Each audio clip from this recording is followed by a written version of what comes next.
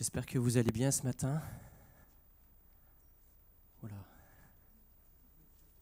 Je ne sais pas si c'est le changement d'heure qui vous fait cet effet-là. Vous savez, petit clin d'œil du Seigneur, mon fils Lucas ce matin témoigne qu'il a été guéri de ses migraines et je me suis levé avec un mal de crâne pas possible. Et je peux vous dire qu'il est encore bien là, je le sens. Alors vous inquiétez pas s'il y a des petits bugs, c'est parce que le disque dur n'a pas été défragmenté, c'est normal. Hier, on a eu l'occasion d'assister à un concert et c'était Lucas qui jouait du tuba. Il ne jouait pas tout seul, ils étaient à 50 musiciens. Et on se disait avec Dorothée, qu'est-ce que ça fait du bien de ressortir et de voir du monde et d'être au milieu de gens. Ah, c'est vrai, hein? Ça fait oui, mais là, il y avait à peu près 10 à 15 fois plus de personnes qu'ici, donc c'était il y avait cet effet de foule qui était intéressant. Et vous savez, c'est pas parce que c'est Lucas qui jouait, parce que mais je me disais vraiment ce que peut nous procurer la musique, et c'était un concert de musique classique. Et vous savez, quand tous les instruments se mettent en route là, moi ça me fait des petits frissons là, donc ça fait du bien de ressentir ces sensations là en tout cas. Je dis pas que je prends pas de plaisir derrière la batterie, mais la musique a été créée par Dieu et tous les styles de musique ont été créés par Dieu.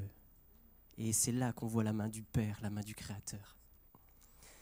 Et ce matin, alors que j'étais tranquillement dans ma douche, ma femme elle est en train de se dire « ça y est, il va encore raconter sa vie ». C'est pas grave.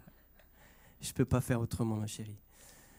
J'étais en train de prendre ma douche et puis d'un coup, j'entends tambouriner à la porte. Mais je dis « mais qu'est-ce qui se passe ?» Et j'entends plusieurs personnes. Je dis « oui, ils sont très pressés de prendre leur douche ou alors j'ai été trop long, je sais pas, j'en sais rien ».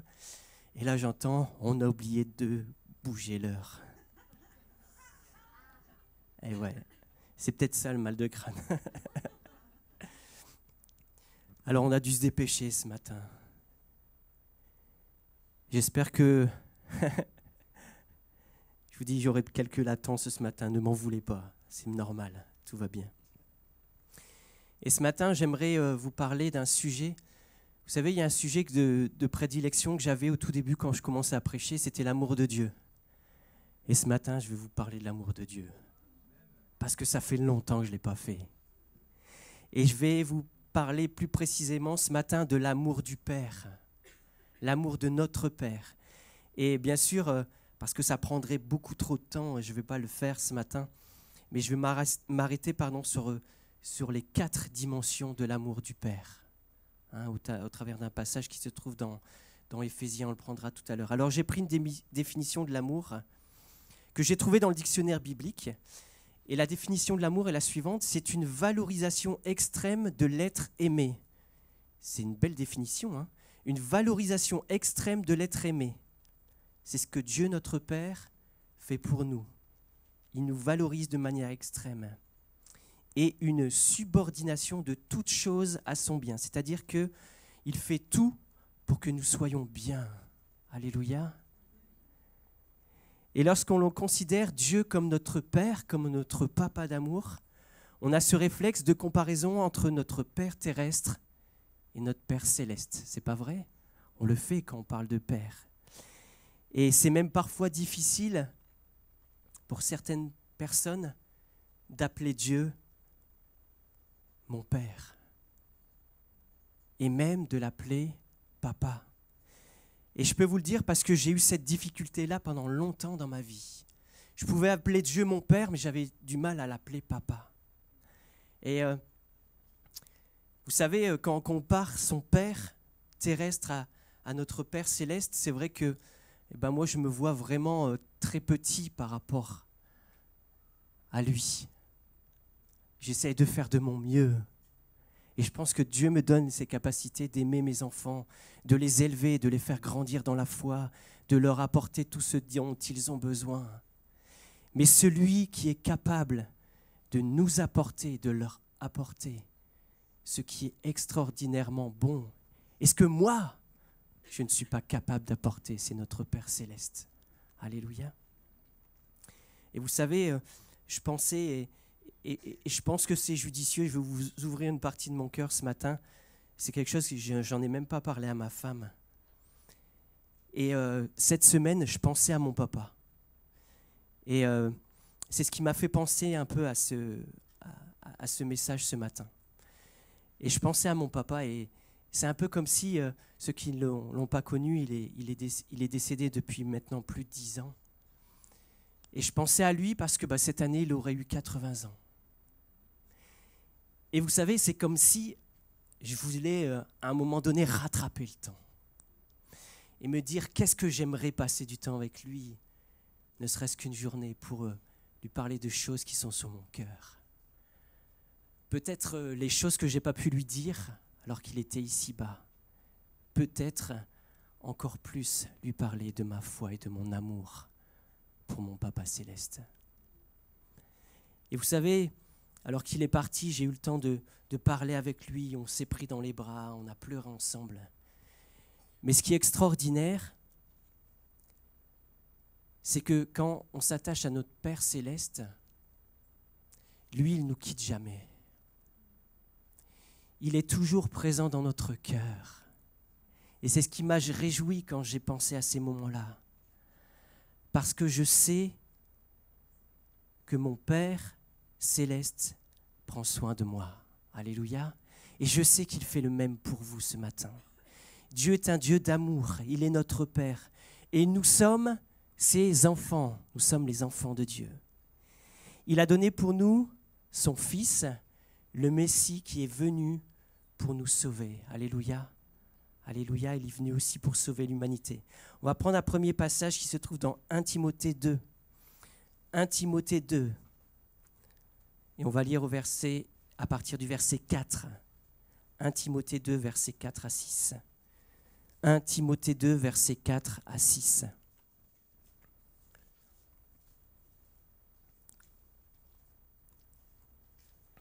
Alors ce matin, pour ceux qui écoutent en ligne, il n'y aura pas de vidéo exceptionnellement ce matin. Si vous voulez me voir, vous pouvez mettre une petite photo de moi en fond d'écran si vous voulez. Non, ne le faites pas, je plaisante. Maintenant, si vous voulez faire. Dieu, notre Sauveur, qui veut que tous les hommes soient sauvés et parviennent à la connaissance de la vérité. Car il y a un seul Dieu et aussi un seul médiateur entre Dieu et les hommes, Jésus-Christ, homme, qui s'est donné lui-même en rançon pour tous. Alléluia. Il est venu pour sauver, pour nous sauver, pour sauver l'humanité. Son amour est un amour illimité, un amour infini. Et nous voulons, nous aussi, l'aimer en retour. À notre niveau, c'est sûr. Mais nous voulons le louer et l'aimer pour qui il est réellement dans nos vies. Alléluia. Ne pas s'attacher juste à ses bénédictions, mais le louer et l'aimer pour qui il est, pour ce qu'il est venu faire sur terre au travers de son Fils Jésus. Notre compréhension de son amour est parfois tronquée par notre expérience de vie, et je le disais tout à l'heure. Peut-être vis-tu peut-être un manque d'amour, peut-être une estime de toi qui est mauvaise, peut-être le regard des autres qui est pesant, peut-être ce besoin constant de reconnaissance, peut-être des mauvaises expériences aussi avec ton père même, peut-être des problèmes relationnels, etc., etc. Et vous savez, je réalisais cela, c'est que dans cette relation que nous avons avec notre Père, je vous parlais de mon papa tout à l'heure, on a du mal des fois à faire la part des choses. Et quand notre Père nous aime, quand notre Père a tout donné pour nous sur la croix, il nous montre combien il nous aime d'un amour infini. Et moi, papa, de Mélie, Jonas, Lucas, je ne suis pas capable de les aimer de cette manière-là. Et ça, je dois me résoudre à ça. Et vous savez, pendant longtemps, j'ai eu du mal, moi, à me résoudre à ça. Et à un moment donné, j'ai dit, effectivement, Dieu est capable d'aimer plus que moi. Il est capable de le faire. Alors ne t'arrête pas ce matin peut-être à ce que tu vis sur terre, peut-être dans la relation avec ton père, peut-être dans cette relation qui a été difficile avec ton papa. Mais dis-toi qu'il est possible que le roi des rois, ton père, t'aime de la meilleure des manières. Alléluia. Alléluia. Mais quand Dieu s'est fait homme, il nous a rendu cet amour infini et immense, désormais accessible à nous tous. Alléluia. L'amour de Dieu est accessible à notre niveau de compréhension. Paul avait saisi l'importance de bien connaître cet amour. Et il fera cette prière merveilleuse qu'on va lire, et ce sera un peu le passage qui sera un peu en fil rouge pour ce matin dans Éphésiens 3. Éphésiens 3, versets 14 à 19. Éphésiens 3, versets 14 à 19. Et une troisième fois, Éphésiens 3, versets 14 à 19.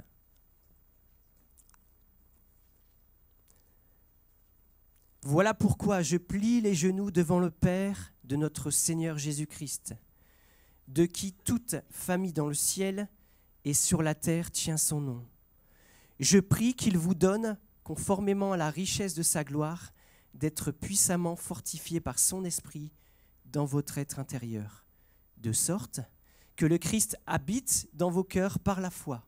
Je prie que vous soyez enracinés et fondés dans l'amour, pour être capable de comprendre, et là on va entrer dans le vif du sujet, les 4 dimensions de l'amour de Dieu. Quelle est la largeur, la longueur, la profondeur et la hauteur de l'amour de Christ, et de connaître cet amour qui surpasse toute connaissance, afin que vous soyez remplis de toute la plénitude de Dieu.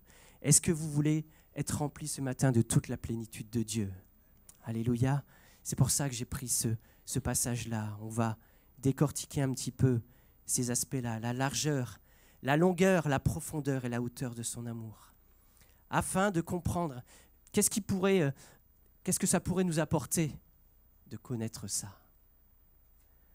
Je pense que cet amour nous aide à comprendre comment Dieu nous aime et combien Dieu nous aime. Alléluia. Et vous allez me dire, mais oui, Teddy, je le sais que Dieu m'aime, je le sais. Mais je pense que parfois, c'est bon de faire une petite piqûre de rappel. Parce que je pense que des fois, on sait les choses, mais on ne les sait pas complètement ou on les sait mal. Et j'aimerais nous poser cette question, et je me la pose aussi à moi. Depuis combien de temps n'as-tu pas dit à ton Dieu que tu l'aimais? Depuis combien de temps? Alors ne me dis pas ce matin, il y avait des chants sur l'amour de Dieu, je lui ai dit. Je vous dis de manière personnelle, je t'aime, papa d'amour. Que notre amour pour lui ne cesse de croître, alléluia. Et je pense et je sais, je veux le proclamer, que c'est une clé spirituelle pour chacun de nous. Quand l'amour pour notre Père grandit, alors nous allons plus loin, nous allons plus vite. Dieu nous aime, n'en doutez jamais, alléluia. On va voir le premier aspect dans le passage que j'ai lu dans Éphésiens. Et ce premier aspect, c'est la largeur de cet amour. Qu'est-ce que ça veut bien pouvoir dire? Un amour qui est large. Et Paul parle quelques versets auparavant de celui qu'on vient de lire dans Éphésiens 3, de l'élargissement du salut pour les Juifs, mais aussi pour les païens. C'est pour ça qu'on peut dire que l'amour de Dieu, de notre Père, est un amour qui est large. Éphésiens 3,6, je ne sais pas si je vous l'ai donné. Ce secret, c'est que par leur union avec Jésus-Christ, les non-juifs reçoivent le même héritage que nous. Les Juifs, ils font partie du même corps. Écoutez bien ce passage, et ils ont part à la même promesse par le moyen de la bonne nouvelle. Alléluia.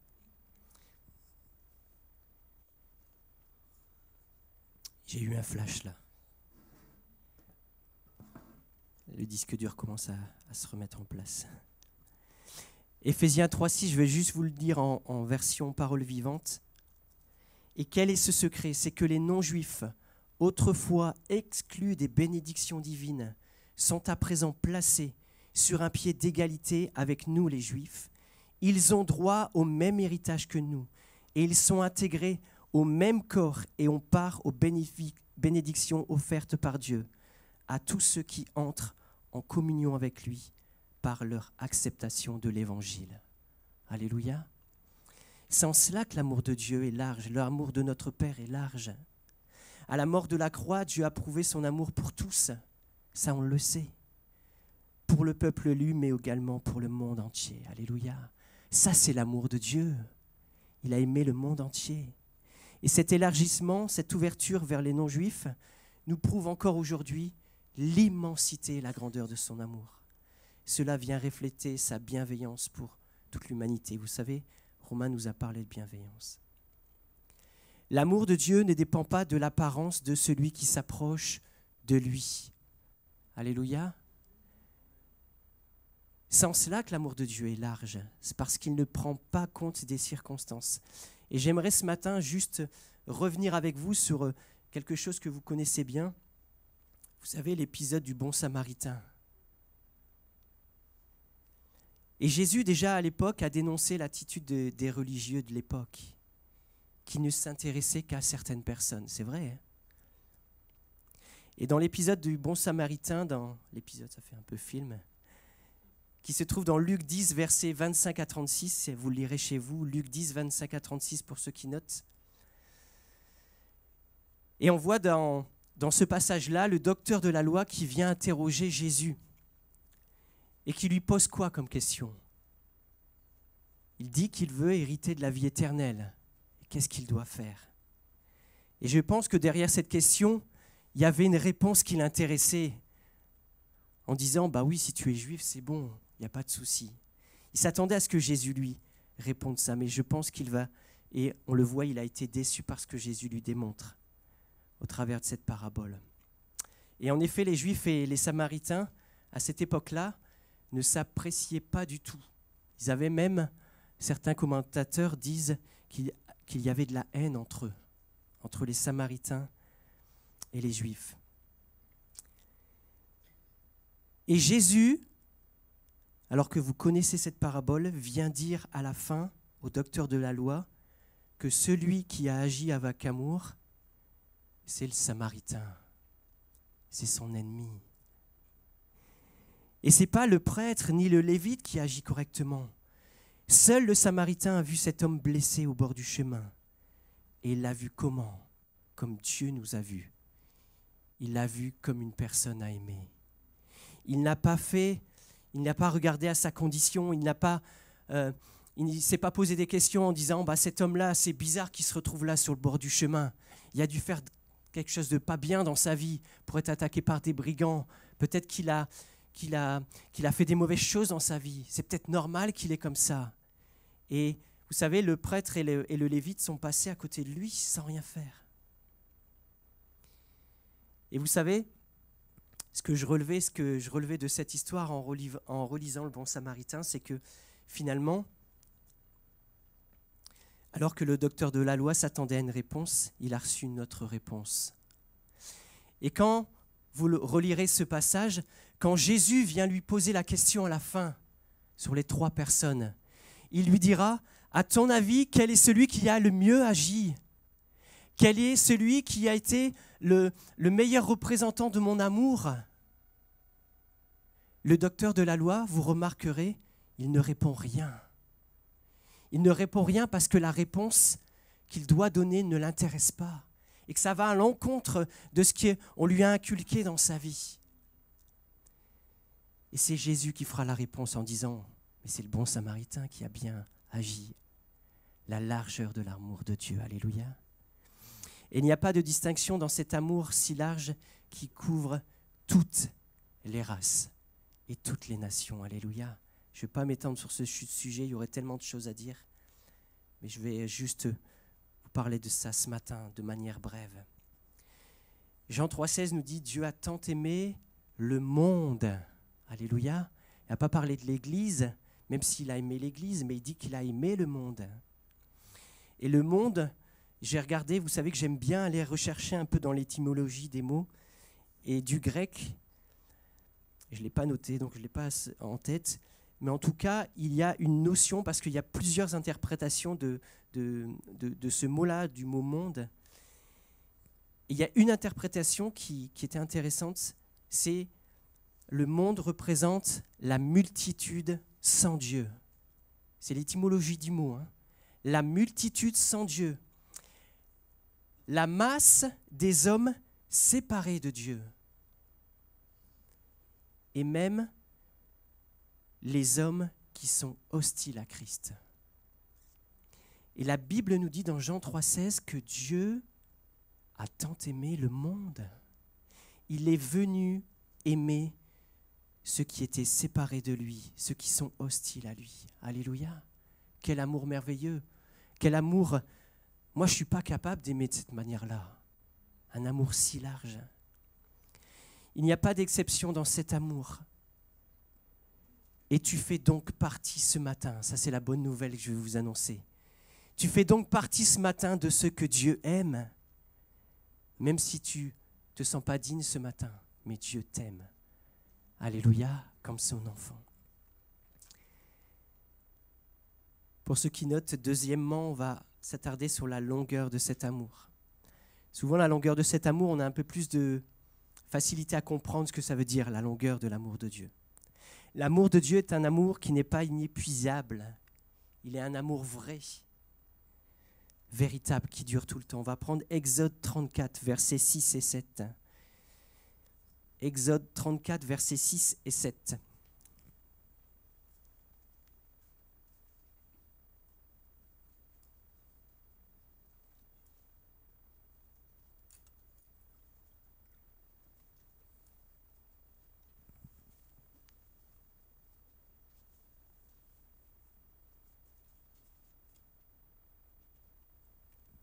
Et l'Éternel passa devant lui et s'écria, l'Éternel, l'Éternel Dieu miséricordieux et compatissant, lent à la colère et riche en bonté et en fidélité.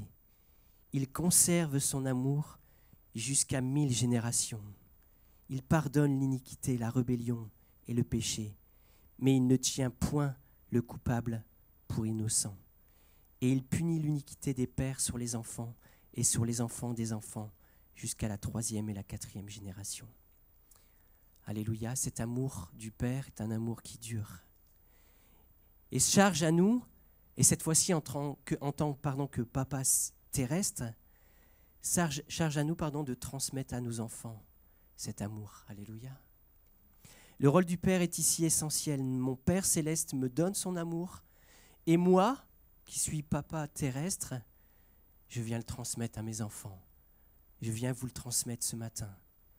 Et mes enfants, et vous, et peut-être vos enfants, le feront avec leurs enfants, etc., etc. Et la Bible nous dit dans Exode, jusqu'à 1000 générations. Alléluia. Son amour est un amour sans fin. L'amour de Dieu ne s'arrête pas à la naissance, ni à la croix, il va jusque dans l'éternité. Matthieu 28, 20 nous dit, et voici, je suis avec vous tous les jours jusqu'à la fin du monde. Jusqu'au bout, il est avec nous. Jusqu'au bout, il nous aime. Jusqu'au bout, il nous prouve que cet amour n'est pas épuisé. Ne doute alors jamais de son amour pour toi ce matin. Jusqu'à la fin des temps. Jusqu'à la fin de ta vie. Alléluia. Nous sommes appelés à être les imitateurs de Dieu et vivre dans l'amour en suivant l'exemple de Christ. Pour ceux qui notent, vous le trouverez dans Éphésiens 5, 2. Nous sommes appelés à être les imitateurs de Dieu et de vivre dans l'amour en suivant l'exemple de Christ. Alléluia. On a vu deux aspects jusqu'à présent, la largeur de son amour, la longueur de son amour. On va s'arrêter sur le troisième aspect qui est la profondeur de son amour, peut-être celui sur lequel il y a plus de choses à dire. Un amour profond qui se distingue d'un amour superficiel. C'est l'amour profond de Dieu pour nous. Ou d'un amour peut-être intéressé, un peu comme l'homme fait, un peu comme parfois moi je suis capable de faire. Et j'ai conscience que mon amour de père est limité, maladroit, parfois distrait. Vous savez, j'essaye d'être un super bon papa, de rester dans l'air du temps, de parler avec mes enfants de sujets qui l'intéressent, etc. Mais je sais que c'est pas suffisant parce qu'ils ont besoin de l'amour de leur Père, céleste. Pardon. C'est dur de dire les deux en même temps, de leur Père céleste. Mais l'amour profond de Christ me pousse et m'aide à aimer comme Jésus-Christ. Alléluia. Alléluia. Cet amour profond est insondable, on ne peut pas le mesurer. Cet amour doit nous réconforter car il se manifeste même quand on est désespéré ou découragé. Alléluia. La Bible nous rappelle dans Éphésiens 3,18 d'être enraciné et d'être fondé dans l'amour, la profondeur de l'amour de Dieu. D'être enraciné et fondé dans l'amour. Dieu qui demeure en nous veut faire régner l'amour dans nos vies et que nous en soyons remplis au point de plonger nous-mêmes les racines de nos vies en Christ. Alléluia. Quand on plonge les racines de nos vies en Christ, c'est parce qu'on est rempli d'amour et parce qu'on veut que nos vies soient fondées en lui, que nos racines soient solidement ancrées dans son amour. La profondeur de cet amour se manifeste par le pardon de nos péchés à la croix, où il s'est dépouillé en devenant semblable aux hommes et où il s'est humilié jusqu'à la mort. Alléluia. La profondeur de son amour s'est manifestée à la croix. Ne le prenez pas, ne l'affiche pas, Ruben, s'il te plaît. Je vais juste vous lire Éphésiens 2, versets 3 à 5. Vous le réécouterez chez vous, vous le relirez chez vous. Nous tous aussi, nous étions de leur nombre et nous vivions autrefois selon les convoitises de notre chair, accomplissant les volontés de la chair et de nos pensées. Et nous étions par nature des enfants de colère comme les autres. Mais Dieu, qui est riche en miséricorde à cause de la grande charité ou à cause de l'amour dont il nous a aimés, lorsque nous étions morts dans nos fautes, nous a rendus à la vie ensemble en Christ. C'est par grâce que vous êtes sauvés. Et Philippiens 2, versets 6 à 8, si on peut le prendre. Désolé, j'ai beaucoup de versets par rapport à ça et encore j'ai essayé d'épurer. Philippiens 2, versets 6 à 8, là on va l'afficher, si vous n'avez pas le temps de le chercher. Philippiens 2, versets 6 à 8. Philippiens 2, versets 6 à 8.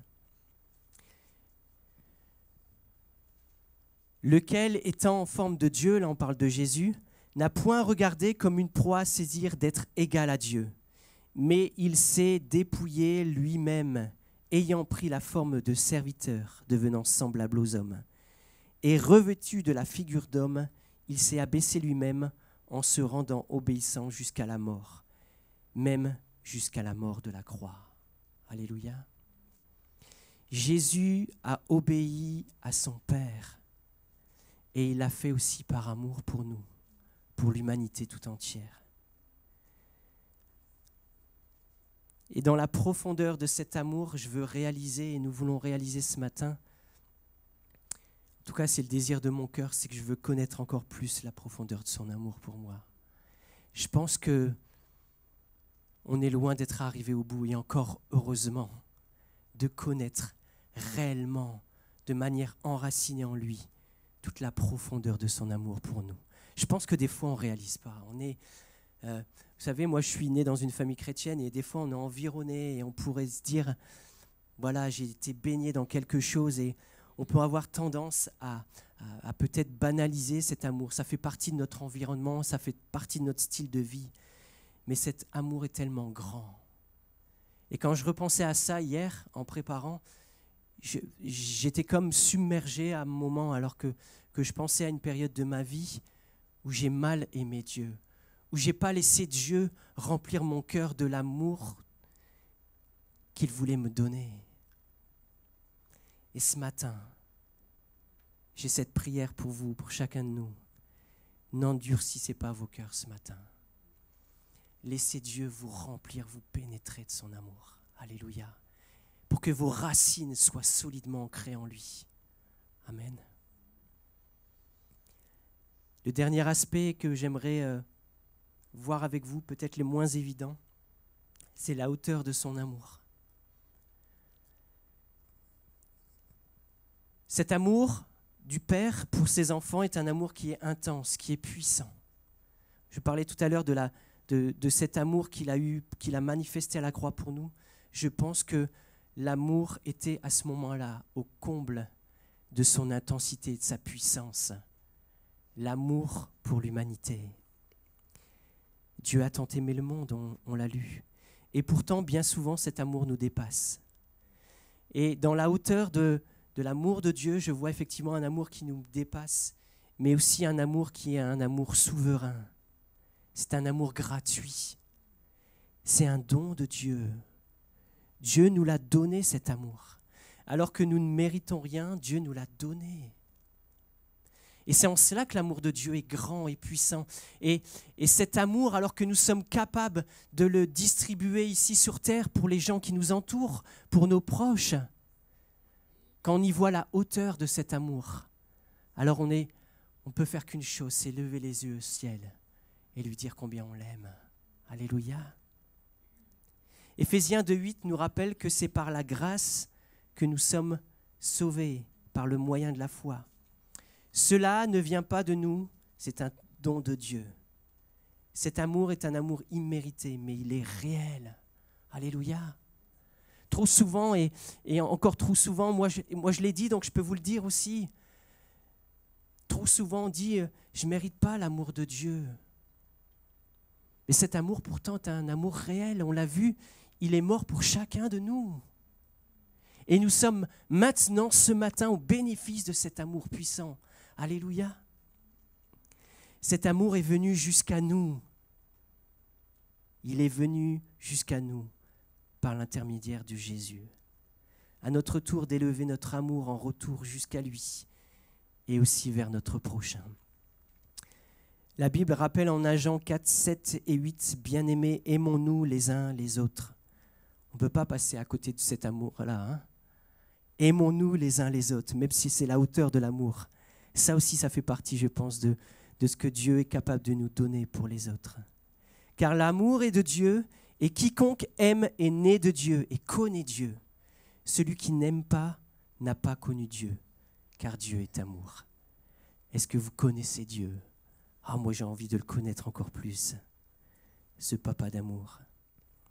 Cet amour n'est pas un amour qui vient nous contraindre, qui vient nous obliger à quelque chose. Il nous laisse complètement libres. Alléluia, est-ce qu'on est libre en Jésus ? Est-ce qu'on est libre de l'aimer comme on veut ? Oui, on est libre. Je vous souhaite en tout cas de l'aimer beaucoup, beaucoup. Et notre Père Céleste est vivant, il est puissant. Il nous regarde avec bienveillance et Jésus intercède maintenant pour nous auprès du Père. Alléluia, ça c'est pas de l'amour. Ça je pense que c'est de l'amour. Dieu veut nous couvrir de son amour, nous combler de bienfaits. Serons-nous au rendez-vous en l'aimant en retour ? C'est la question que je veux nous poser ce matin. Est-ce que nous sommes capables de l'aimer en retour ? Seigneur, viens nous aider, viens nous conduire, viens nous remplir ton Saint-Esprit. Comprendre son amour va nous aider à l'aimer aussi en retour. Sans amour, nous ne sommes rien. Je ne vais pas vous le lire, mais vous savez de quel passage je parle. Hein ? 1 Corinthiens 13, versets 1 à 13. Pour moi, les plus beaux versets de la parole de Dieu. Pour moi, hein, c'est parce que j'aime bien parler de ce sujet-là. Rien ne peut nous séparer de son amour. Proclame-le sur ta vie. Ton papa du ciel est un papa d'amour. Alléluia. Je demandais à Philippe si tu peux revenir. On va finir en disant à notre Dieu combien on l'aime encore ce matin. Alléluia, au travers peut-être d'un chant. Et je voulais juste pour clôturer, pour terminer, relire le passage de Romains 8. Romains 8, versets 37 à 39. Romains 8, versets 37 à 39. Vous pouvez vous lever si vous voulez. Merci Lucas. Romains 8, versets 37 à 39. Mais dans toutes ces choses, nous sommes plus que vainqueurs par celui qui nous a aimés. Car j'ai l'assurance que ni la mort, ni la vie, ni les anges, ni les dominations, ni les choses présentes, et ni les choses à venir, ni les puissances, ni la hauteur, ni la profondeur, ni aucune autre créature ne pourra nous séparer de l'amour de Dieu manifesté en Jésus-Christ notre Seigneur. Alléluia, alléluia. Oh, béni sois-tu. Seigneur, je veux encore te dire merci, Seigneur, parce que tu viens parler encore à nos cœurs ce matin. Et même si nous ne sommes pas capables, Seigneur, d'aimer correctement, Seigneur, que ce soit peut-être nos proches, les gens de notre famille, Seigneur, même nos enfants, Seigneur. Toi, tu es capable de nous donner ce surplus d'amour qui nous manque, Père éternel, pour aimer correctement, Seigneur. Merci parce que tu nous remplis et ton amour pour nous se renouvelle chaque matin. Tes bénédictions se renouvellent pour nous chaque matin. Et nous voulons dire encore ce matin combien nous t'aimons, Père. Alors que nous avons vu les 4 dimensions de cet amour, Seigneur, donne-nous de réaliser encore combien tu es un Dieu bon, compatissant, lent à la colère, mais riche en bonté, Jésus. Alléluia, merci pour ton amour manifesté à la croix, Seigneur. Que tu puisses bénir cette Église, que tu puisses bénir mes frères et sœurs. Et je veux prier particulièrement ce matin, Seigneur, pour ceux qui sont bloqués, qui ne sont pas capables de donner de l'amour, qui ne sont pas capables de recevoir de l'amour. Ce matin, lève tes mains et reçois l'amour de Dieu pour toi. Reçois l'amour du Père pour toi ce matin, parce que tu es son enfant et parce qu'il veut te bénir, parce qu'il veut te guérir et parce qu'il veut te remplir de cet amour que tu manques ce matin. Ouvre ton cœur ce matin, ouvre tes yeux, lève tes mains vers celui qui est le roi des rois, le Seigneur des seigneurs, et reçois. Maintenant, reçois l'amour du Père pour toi. Reçois-le maintenant. Alléluia, Jésus.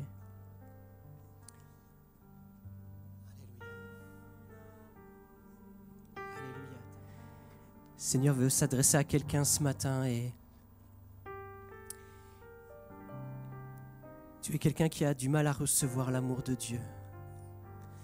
Et alors que tu as connu les prémices de cet amour, tu veux t'arrêter là parce que tu dis c'est suffisant pour ma vie. Mais le Seigneur, ton Dieu, ce matin, ton Père te dit, je veux aller plus loin avec toi. Je veux aller plus loin avec toi. Je veux te faire connaître mon amour pour toi. Je veux te faire connaître la puissance du nom de Jésus, afin que tes racines viennent grandir et viennent s'enraciner, viennent grandir en moi, pour que tu sois fondé en Christ. Alors ce matin, Dieu veut te dire, je renouvelle maintenant mon amour sur ta vie. Maintenant, mon amour sur ta vie. Lève les mains ou levez les mains si vous êtes à plusieurs ce matin pour recevoir cet amour, parce que Dieu est capable de le distribuer. L'amour de Dieu n'est pas un amour infini, il est un amour puissant, sans limite, sans frontières, sans barrières. Ce matin, reçois, alors que tu lèves les mains, l'amour de Dieu pour ta vie, l'amour de Dieu qui vient remplir ta vie, qui vient te guérir, qui vient te régénérer, qui vient te guérir, qui vient te combler de tous ses bienfaits. Jésus vient remplir, Seigneur. Alléluia, alors que nous restons encore quelques secondes, les mains tendues vers le ciel pour recevoir. Reçois ce matin, reçois ce matin, reçois l'amour de Dieu pour toi. Reçois l'amour du Père pour toi. Reçois son amour tout-puissant. Alléluia, alléluia, Jésus, alléluia. Tu es mon Dieu, alléluia, alléluia.